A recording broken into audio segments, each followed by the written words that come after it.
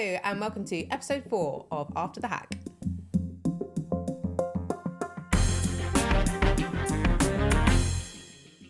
I'm your host, Panteka, and I'm joined by Peter, Tom, and Femi. After the Hack is a limited series podcast where we'll be breaking down the new ITV drama, The Hack, which is all about the phone hacking scandal. We're going to be deep diving into The Hack and what came after. So we're starting with episode 4, and we returned with Dave Cook at the start of episode 4. He's now working with an unlikely ally, Sun journalist Mike Sullivan. We also get introduced to career criminal Gary Eaton, who claims to have more information on the murder. And we also get the unravelling of Dave's personal life, and that begins to collapse under the weight of the case and of him and his family being surveyed. So we're back in the policing drama again, back to the chapters and the the different demarcations of the story. Big picture stuff as always first. What were our initial impressions of this episode? That not much really goes on other than just we get a few witnesses. It doesn't really drive home. No, you don't see much of the themes of the whole show. It's kind of just like, all right, this had to happen. We have to start the investigation. We have to find more witnesses and to get us over the line, as they put it in the final scene. Yeah. But not much really is discussed from a thematic standpoint. Yeah, you can hear almost like the mechanics of the story creaking because they know we have to get from A to B, and then the way it's done maybe perhaps doesn't feel as natural and as really interesting as perhaps as viewers we might like it to. Yeah, although I think there are more... The overlaps between the two stories start to become more obvious here about the role of Alex Marinchuk, about the sinister, pervasive role of News of the World and the newspapers generally in how these private investigators operated. About the ongoing relationship between the police and the press, in how this was investigated, in how the police conduct their role publicly. So, yeah, it's clunky in places. I don't think they don't spell out in the kind of detail I would have liked, or as an audience member would have sort of understood, how this all plays together between the two stories. But I think this is that moment where they start folding together a lot more. Yeah, it's interesting. This is a moment, isn't it, where Jonathan Rees, arrested twice on suspicion of murder, then sent down for planting drugs, comes out of prison and is employed by Coulson. And that's a moment that hits the life story. Unfortunately, you see, the problem with this is we've missed the 20 years before when they were active. And Fillory gets arrested, doesn't he? Child Fillory is the ex-DF, who's called the King of Catford. He was DS in the crime squad in Catford. What a title. Very senior in the lodge, as they all were. And by the way, it's not... I think they use Freemasonry. Freemasonry doesn't encourage corrupt cops, but that certainly was the mechanism they used in South East London. But I don't think we quite get extent. You know, they knew Kenneth Noy, said the Stephen Lawrence murder. There was extensive criminal connections. I think we've kind of... Do you have any sense of those? Or is just that there's some bad apples, not that there's a whole rotten tree? Yeah, it's dribs and drabs, isn't it? It's sort of little jumps into, well, this particular figure at this particular point in this particular investigation comes up as an interesting source. I think we don't quite get in this 1 hour of television the sense that it's really pervasive and goes across so many organisations from this kind of epicenter of Southern investigations. Yeah, because it's boring background, but, you know, the middle part of this story is that they become the centre of the dark arts for Fleet Street, Southern Investigations, and lots of other private detective agencies spin off them. You get dozens of them as a clustering around this little innovative hub of criminality, but also centre of extensive police corruption, like 20, 30 officers arrested, especially the Cirque South East Regional Crime Squad, around Stephen Lawrence, South East London. It's kind of, but you know, a nest of corrupt cops. All pass through the Office of Southern Investigations. And that's all happening in the 90s. And I think that's where, you know, it's a shame you don't have more of that, because that's where the jeopardy was for Cook. That's why the investigation is so difficult, because at every point you can say, well, they're all corrupt cops. The good cops could be corrupt. And I think that, and all that time by there with the Wicked for News of the World, very extensively on big stories. And then, but it is very, at least that's clear, isn't it? Reese comes out of prison. Andy Coulson, we now know, will become a major figure. We recognise him, even if you don't know the whole story, as the press spokesperson, the head of communications for David Cameron. So, did that shock you? Didn't shock me. I knew it already, but I Well, it was that he's out of prison. He gets employed by Andy Coulson. Did that come to you as a sort of no? I mean, I do have quite a long memory on this stuff. Right. Because I was sad enough to be reading newspapers and engaging in this when I was like a very young teenager. So I do remember a lot of this, and I had a very low opinion of the David Cameron government in particular in many ways, but Andy Coulson is certainly seared in my memory. I didn't know lots about him before he becomes enmeshed in politics and takes on that role with Cameron. But I have like a kind of memory of him certainly as this kind of shadowy figure who's part of this revolving door where it's all blended. It's, policing, judiciary, politics, media. It's all kind of one and the same, and that continues. George Osborne isn't Chancellor, but suddenly he's editing the what was it now, the London Standard, the Evening Standard, I think it was at the time, and that's just a continual theme. Michael Gove, The Spectator now. It's all, That was definitely huge in this episode because you can see Cook's frustration when he finds out that Rebecca Brooks is now the editor of the different newspaper, and I think that's apparently different. Yeah, just explain. Formerly used the World, the Sunday tabloid, to the Sun, where he's working. Yeah. And when he's using phrases like when he's talking to the guy who he's now teaming up with, your lots made my life a living hell. Yeah, like talking it to the guy. And I think what I liked was about this episode. I think my favorite bit was John Yates as a character, because you can see having just opposed the two episodes. In the previous episode, you can see him with Nick Davies in that scene where Nick Davies is trying to get him to confirm the extent of the police hacking, because you had that phrase of so many cases that it was simply unmanageable. So we knew that John Yates was aware of the massive criminality, but he was just refusing to actually address it. Meanwhile, in this episode, you have John Yates pressuring Dave Cook to pursue this case because it's a huge career-making case. So it's that desire to pursue justice when it's convenient and can make the headlines, but when it's a lot of criminality that would actually make them look bad, it's swept under the rug and refusing to actually address it. And that is what a corrupt cop is. So the interesting thing is, when that fifth investigation called Abelard 2, Alistair was completely opposed to Alistair Morgan, the guy's family, Isabel, his mother, his sister Jane, and his partner Christine. They've been working on this case since 1987. And the last thing they wanted was another police investigation, because every police investigation screwed things up, right, and made it unreportable. But they were persuaded, and we don't want to give I know what happens in the rest of the show, to that investigation. But it's so interesting that Yates seems to be dual motive here, doesn't it? It's like, he's trying to clamp down on anything coming out about phone hacking. On the other hand, seems to be moving to encourage investigation into Daniel Morgan's murder, which maybe he's not aware of, will uncover more press abuses. But he should have been aware by then, because the third investigation, called Operation Nigeria 2 Bridges, which happens in 1998 to 1999, they drill a bug in the officer's Southern investigation. It takes them 6 months, and they put an undercover officer, Derek Hansen, in there, who's all bugged up and writes reports back to them.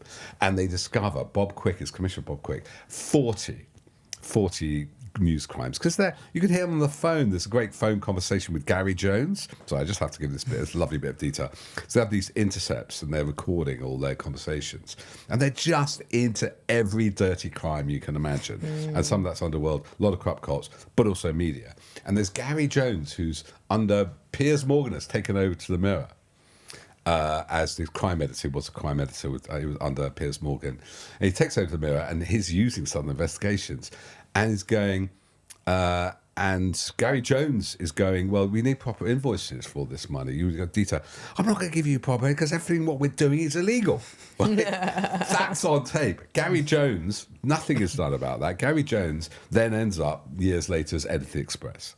We talked about people still being around. He's just retired. And so you have that context of, now, did Yates know anything about that? I mean, Quick knew about it. Bob Quick, he was a commissioner. So that very interesting point about, and I've talked to Yates the Yard. Doesn't come across, he's slightly better in real life than he is in the show. Was he just covering up? Was he scared? Did he want to do some good? It's murky. Yeah, and again, we've talked a little bit about this, but want the story to give us a bit more about people's journey into this and what their motivations are and the murkiness of the motivations. You know, do people want to do good? Are people just bad? Is it that they come into this institution, the institution changes them as well? You know, we've had that kind of discussion already. There is also this interesting continual theme that comes through from the last episode as well, about this idea of teaming up with your kind of enemies or with the people on the other side of the fence. We saw that in the last episode with Nick Davies teaming up with Max Clifford, who I think it's fair to say is a pretty risible figure. He's a victim, technically. He's kind of playing this weird double role where, yes, he's a victim to the phone hacking, but he is also very much part of this world of trading information. And then we've also got as well that the teaming up of Dave with this Sun journalist, Mike Sullivan, which I thought was a really interesting aspect of the story. I wasn't necessarily familiar with the way in which they did collude with these people who wouldn't necessarily say a clean. Well, that was Yates. So what they do, once they've got people under surveillance, really, the murder suspects, this guy, they call him Dave Clough, Jimmy Cook, they call him Jimmy Clough to separate him from Dave Cook, the alleged getaway driver, the two Vian brothers. They keep on calling them Vian brothers. Yeah, the I Vian. spotted that. I thought, and anyway, the two, and Glenn was alleged to be the Axeman.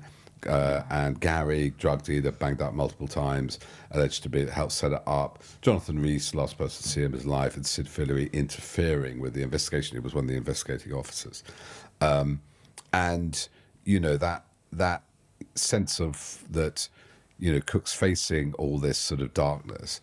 I don't know. Did that make sense to you? So what they had the surveillance on these people and the guys, another guy, Barry the Fish. I don't think they named him here, who got rid of the getaway car driver. Right.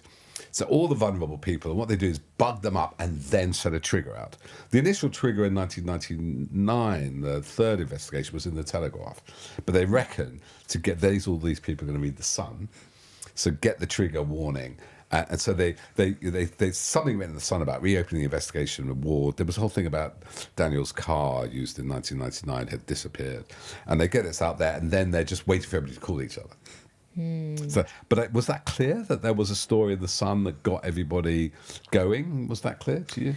Yeah, it did. It was clear to me because it was in some ways a repetition of what we'd already seen in the Abelard 1 episode, where they're saying, you know, we will bug these people's premises and their cars, and then we will put something out. We'll mention that Dave Cook is the new investigating officer, and they all talk on the phone. Who's this Cook? Let's go get him. Yeah. And they do the same in this episode. But he wasn't, by the way, that episode, he was, the false name, Zinzan, was actually investigator. He was just a cover, but carry on. Sure. Yeah. But then in this episode, what they do is they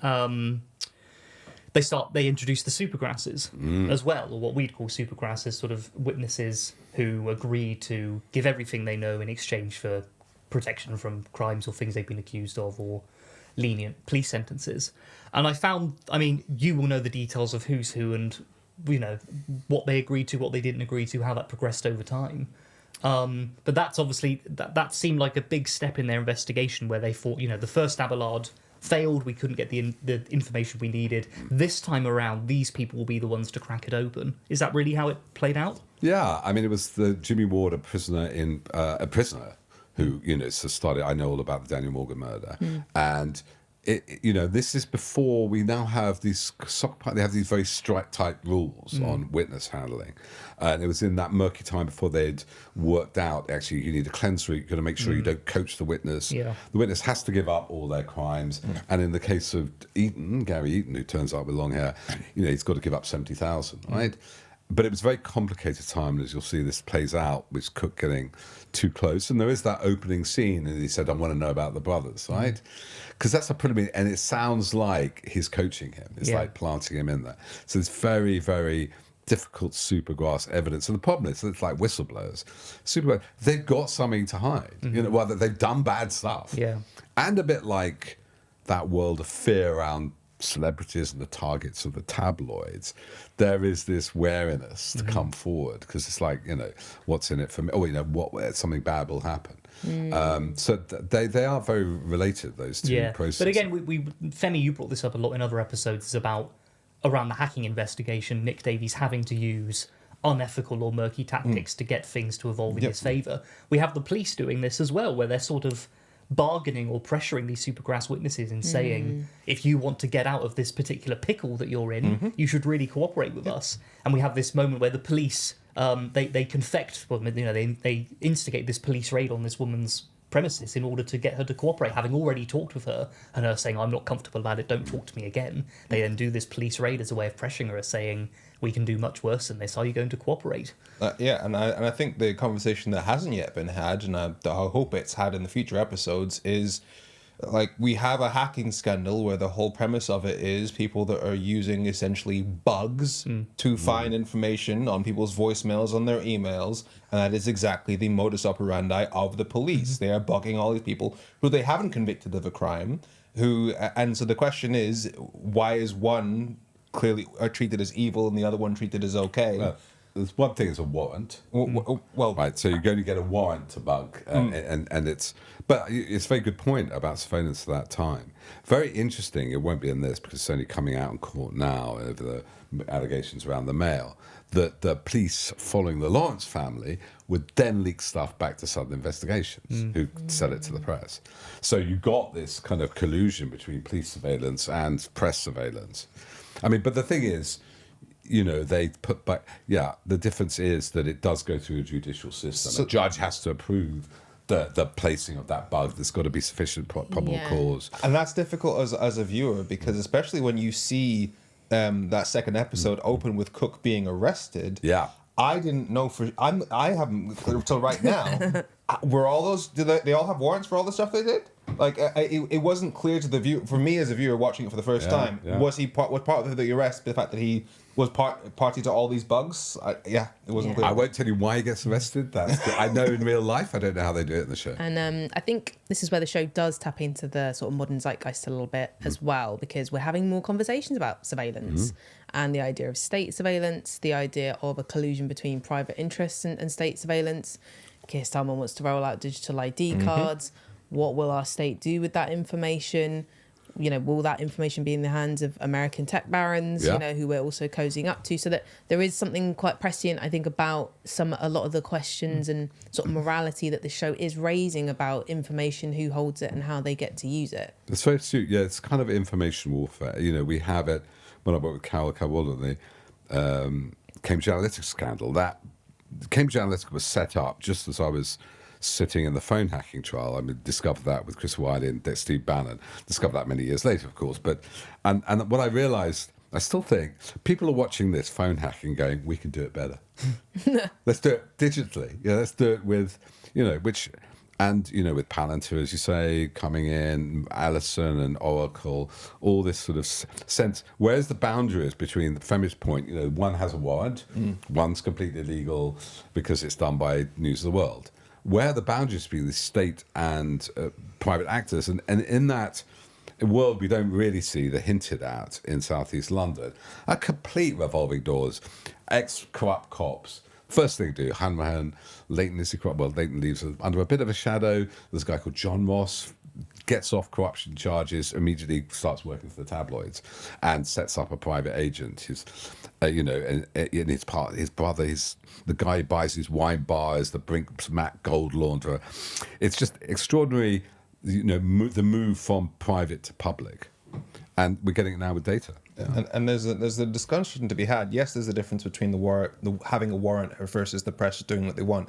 In terms of who controls the press, that self-regulation, you have the judge deciding whether or not a bug is legitimate on one side, and you obviously it's not okay to steal hack somebody's phones, but one could also argue that a politician doing behavior that might not cross the line into a criminal threshold, but is doing stuff that is clearly politically wrong, has a much larger impact on many more lives than one even axe murderer. But out of phone hacking, were there any stories of corruption?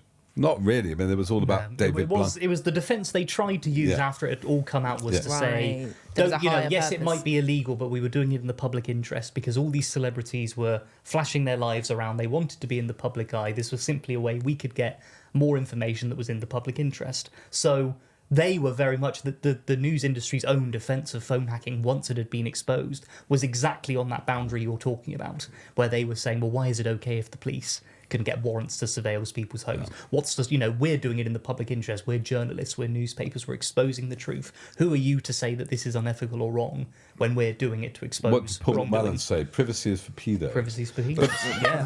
But they didn't. I can't think of anything, including the Millie Dowler one, classically, which we'll get to in the story, is except they're trying to track down this girl. They do is screw up policing cars. Yeah. I can't think of any phone hacking story wasn't just salacious about David Blunkett's love child, about Beckham having an affair. I can't think of anything which came out of it. It was like, oh my God, thank God you did that. And you saved the state. But then that was the other twist of their defence was, it's in the public interest. And what the public interest is, what interests the public. Yes. What sells newspapers.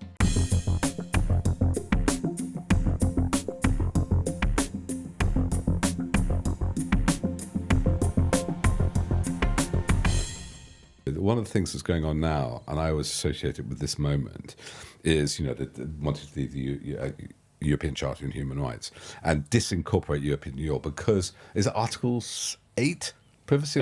Eight rights Eight, to I think, privacy. isn't it? Privacy, right? That was enshrined after the 1990s. That's what becomes then the sort of punitive damages for the tabloids, especially around the Max Mosley case. Yeah.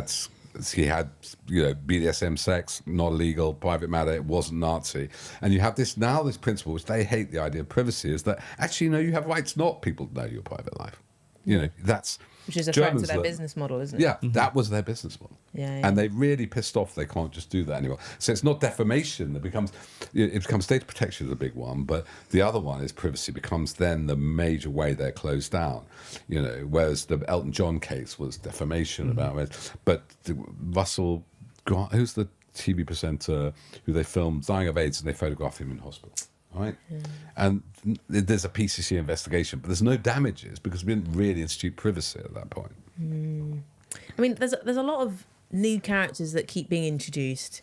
I love an ensemble cast, but at times as a viewer, I feel like I'm getting a bit fatigued. I'm like, another person to wrap my head around. Who is this? Okay, that meme where the guy's got like the red string everywhere and he's trying to tie everything together.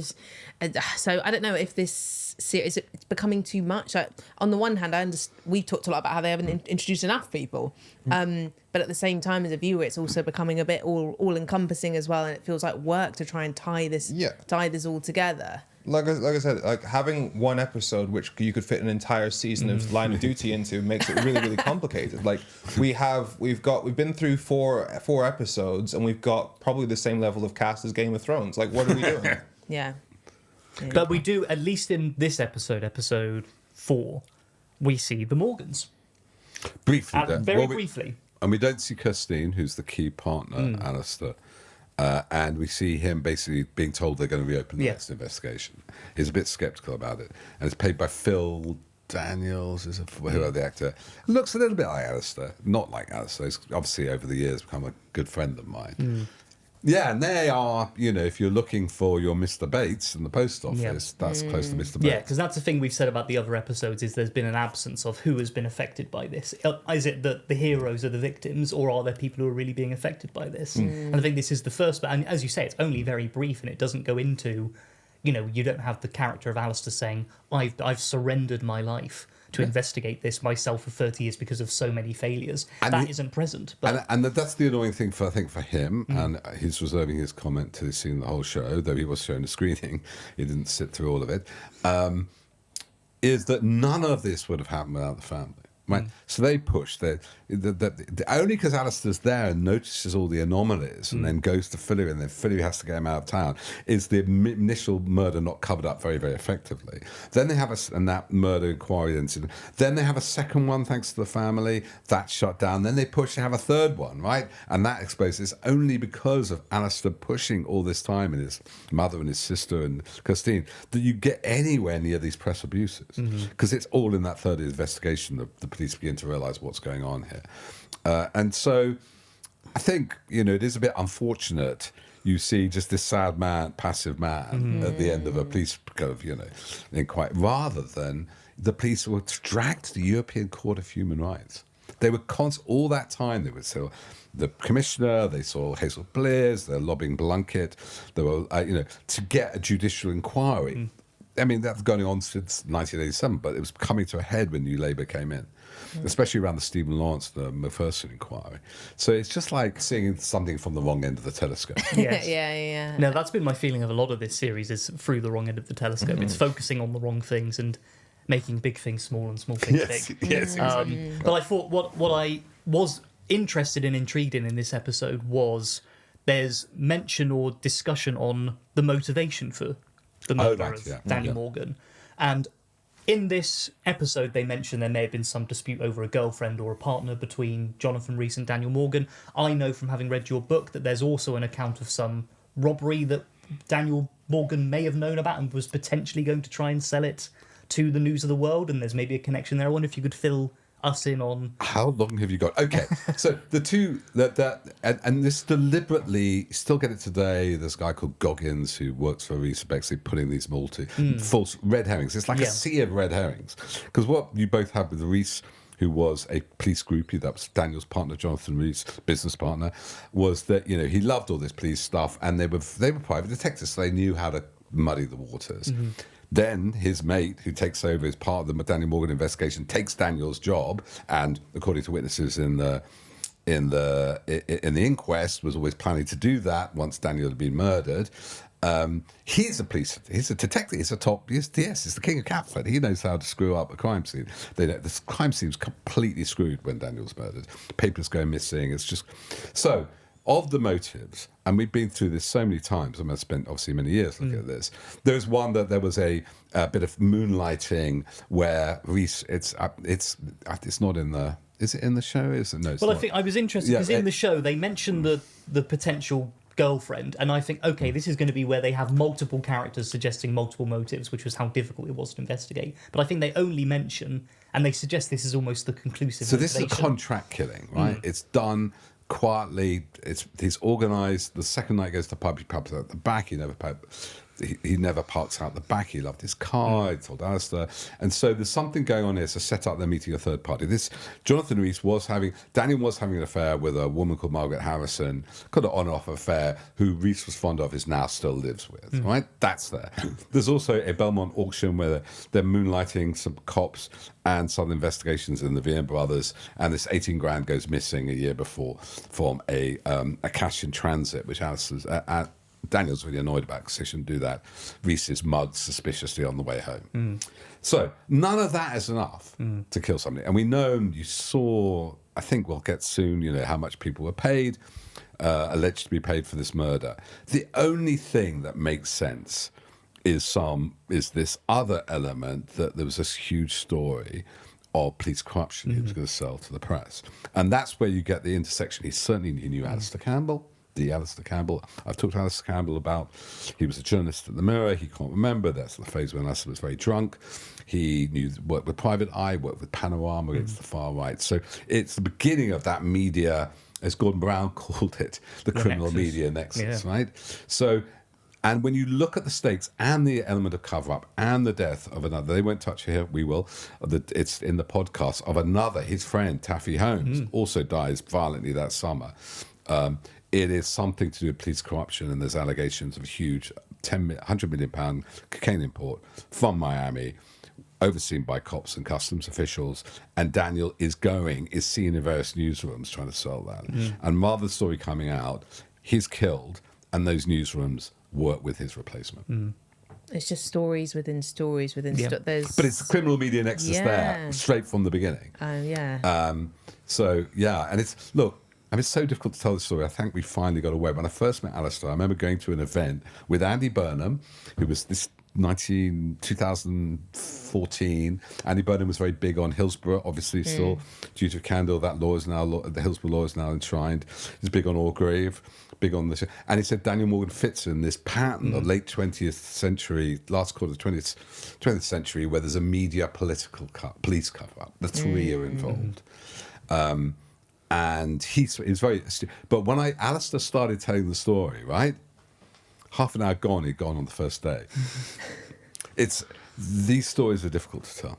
And so I don't blame the dramatist for having a hard time. Yeah, it's difficult.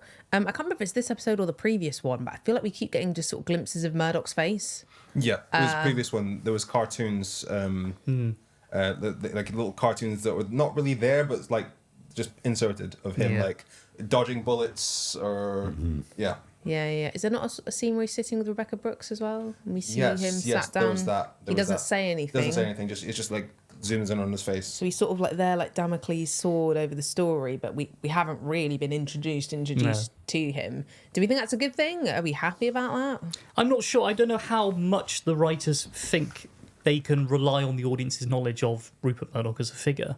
Because obviously for us, he's loomed so large over modern British politics and the media and our culture in many ways, our sort of the entertainment and the TV channels we have. I don't know whether that reputation still exists for audiences who are 10, 15 years younger than us. I don't know if they'll just look and see. They could think this random bold man on this TV show is just a stand-in for a generic media mogul rather than one of the most specifically powerful characters in our country. Yeah, Gen Z are maybe thinking of Elon Musk. Exactly. That's our Rupert Murdoch. Or even they're thinking, not that I'm Gen Z, I'm millennial. But maybe they're even thinking, oh, this is an old style of person in power. It's an old bold guy rather than a Musk sort of big tech bro. And I think they maybe have really missed an opportunity there to explain exactly the history. And again, it's 60 years of history of Murdoch coming to power. That's a show in itself again. Where do you start with that? I don't think showing glimpses of him animated on the front page of a magazine or appearing out of a poster that sort of transforms into Murdoch's silhouette, I don't know if it's sort of like they're introducing a villain without ever naming him, or this, like the characters in the show don't want to address this person. But if we don't know who he is, then how are we supposed to interpret his power? It's a failure to recognize who your audience is. Like the purpose of this show should be to explain this stuff in a way that is simple enough for people to follow and understand. They may have heard of the hacking scandal before, but they might not know the details or understand really what went on. B, humanize it like they did with the post office scandal. And C, the people like Rupert Murdoch, they should be explained like this is what they are, especially if you're dealing with an audience that is beyond that isn't from that same time period. So when you have Game of Thrones, I started watching that game for some reason, so a friend of mine hadn't seen it. You do have a cast this big, but you have 12 episodes, don't you? Or you have how many seasons? And maybe that is a limitation of this form, that you do need the Succession episode. If you didn't get Brian Cox to play, but if you just cast him, everybody would have got it.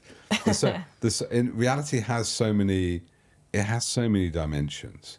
And my feeling is at the moment, and we get to the last half of the series, I kind of wish they'd stuck to just phone hacking. It's like not that obviously I'm selfishly developing my own series with Sky over the Daniel Morgan murder, so obviously I would say that, but no, actually, just because I just in a way I wanted the phone hacking stuff more linear and central. Yeah. Well, I think it's interesting, Femi, you mentioned humanisation, because what we do get in this episode is very much the humanisation of Jackie Haynes and her own experience of really struggling with the renewed press attention and the surveillance and the worries about safety and security and the effect on her family. But even, you mentioned that, this should have all been about phone hacking. The way that story is presented is not so much about her pressures as a serving police officer and her relationship with Dave and how it impacted on their marriage and so on. It's sort of shown as, again, a vignette of hacking abuses. It's not shown as its own story that's significant in its own right. It's sort of, well, now we jump over to this other episode, which is one of the many consequences of press abuse, which is this individual family. So it was very good that they showed, and what was also interesting about that is they knew they were being surveilled or bugged or watched or chased. For many of the actual victims of phone hacking and press abuse, they didn't know what was going on. They saw these stories appearing about them in the press and they thought it was a family member who was grassing them up or selling information. Destroyed their relationships. They destroyed their families, destroyed their relationships until they discovered, ultimately they discovered that it was hacking. So we get this insight into real victims of press abuse and institutional corruption, but they knew where it was coming from. So it's interesting what you say about them properly going into Jackie Haynes and actually humanizing her a lot more in this episode. And I do take that point, but as we have discussed, like, they don't really talk about who she is in her own right. Yeah. Which does mean that seeing her, she's just the wife, seeing her breaking down, wife. Yeah. it does lean into a Skylar White kind of direction of like with Breaking Bad, where Walter White was trying to sell meth, and she's just the nagging wife, even though she's the only sensible one in the entire show. Yeah, she got so much crap for that. Exactly. You look back and you realize, no, this is just misogyny that we thought she was the problem. Yeah. Same here. Why are you complaining? He's trying to solve a murder. Like, I don't think it's that bad. I think they get the balance right of showing that she herself is an individual who is being really seriously affected by this, and it's not just she's going, why do you always go, you know, I didn't think it was quite, it's not good, it's not a great representation, but it's a bit, and I've done those cop shows because you tend to be, if you have the partner, you have the detective, and the partner is always a bit of a drag. You know what I mean? You want to get on with the murder scene in the car chase, you don't want to go back. But she was doing her own your car chase. antagonist almost, you know, the partner almost becomes a form of antagonist, right? Yeah, obviously, to the main character. Because that's the sacrifice the hero or heroine has to make to get the quarry and their relationship passed off. But you're right, Jackie was a police officer in her own right. She was high up in Murder Command doing a lot of... and it's unfortunate. I don't know if it's my mind and all the other shows beforehand, or just the gravitational pull of the set designers, the actors. They do towards the cliches. You know? Yeah. The cliches about police, and maybe framing it as a police procedural to make us feel like we know where we are with the whiteboards and the lines, and you know, and the tape and the arrests and all the bloody things I did for so many years, is to make the audience feel familiar. Yeah. But I think it stifles it. Yeah. I will say one thing in Dave's defence, which is that he hates Christmas, and he's fucking right about that. Nice turkey though. Turkey was nice. This is awful. well, that was, you know, for once we have a flash from the past moment where they're opening up their box of Scalextrics on Christmas morning. I can't remember the last time I've seen a Scalextrics. That was a good spot then. That's a very good, because I was going to do my, you know, what was the most 2000s thing we saw. That's the only thing I can think of, but it was there. And the other thing I spotted as well is that this is the third episode where the two stories cross, because Nick and Dave meet in the same spot on St. Stephen's Green, the one next to Parliament. Yes, it's actually they're wearing the same clothes. Again, this is meant to be 7 or 8 years apart. They obviously filmed these all in the same afternoon of them. You're right about that. Yeah. Well spotted. He's just got a moustache this time instead, or something, yes, exactly. so he looks a bit They older. quickly plaster it on and... Well spotted, That's lazy. Imagine wardrobe design thinking we'll put a mustache on but keep him in the exact same clothes. Yeah, Nick Davies is there in his leather jacket again. That has a heavy feel of pickups, right? So what happens to these dramas, especially if you're, you know, you put it, it's shot for over a year, whatever, it's rough assembled, and then the executives come in, and and then another level executive, then another level, and well, we need more Nick Davis with Dave Cook, so I've got to go and shoot it game maybe on one day. You got the moustache, but you haven't got the whatever.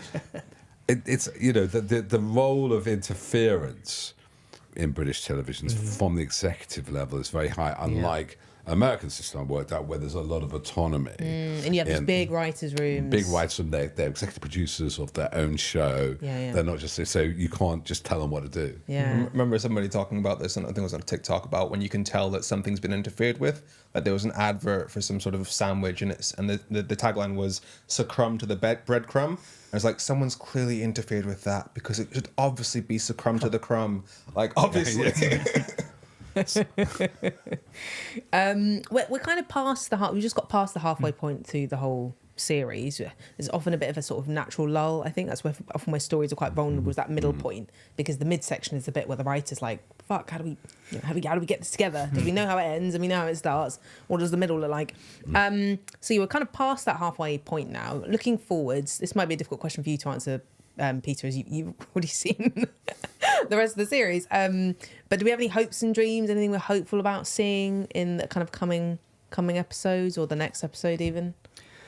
I suppose the Millie Dowler moment, which is the bomb that's waiting to go off and eventually does. I think that will be in the final, whichever episode it finally happens in. I think it will be very interesting to see, given what we know of how they have taken particular moments from both the hacking scandal and the Daniel Morgan investigation. They've reinterpreted them, or they've reorganised them and changed the timelines, or changed who was involved or who says what. I think that in itself was obviously such a huge moment. Are they going to... That moment almost doesn't need to be dramatised. It doesn't need to be rewritten or overwritten. It itself was such a huge, scandalous moment.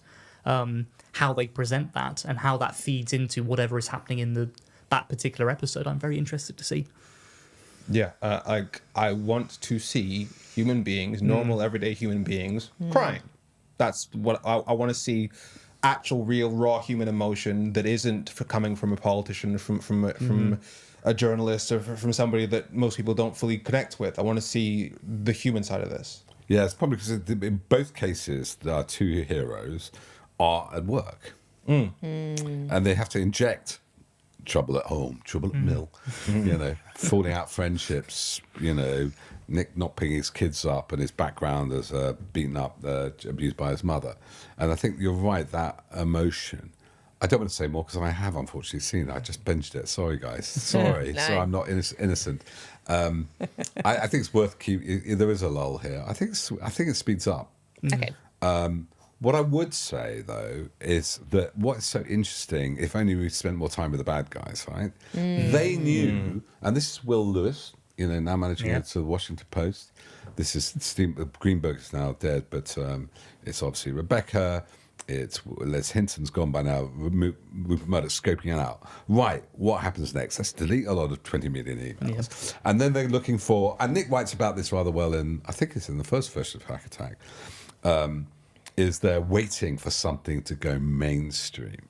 And they scoped it out. They say, well, it could be three things. We've hacked the McCann, the family. That could Madeleine McCann. Or the Soham, the two girls killed with Soham, or Millie Dowler. Yeah. And so they go, one of those could be mainstream. Because until this moment, it's a parliamentary media celebrities scandal. And... Yeah, it's a media scandal. But it's not gone mainstream. But they're smart enough to know. They do, Rupert Murdoch ran for 60 years, very popular media organs, that one of those three would go mainstream. Yeah, that's really the tipping point, isn't it? Personally, I hope we get to see Rupert Murdoch pied in the face. I hope we see that. Classic moment. I see it in my brain. I want to see that dramatised. I think we'll leave it there, everyone. Thank you very much again for joining me. See you next time.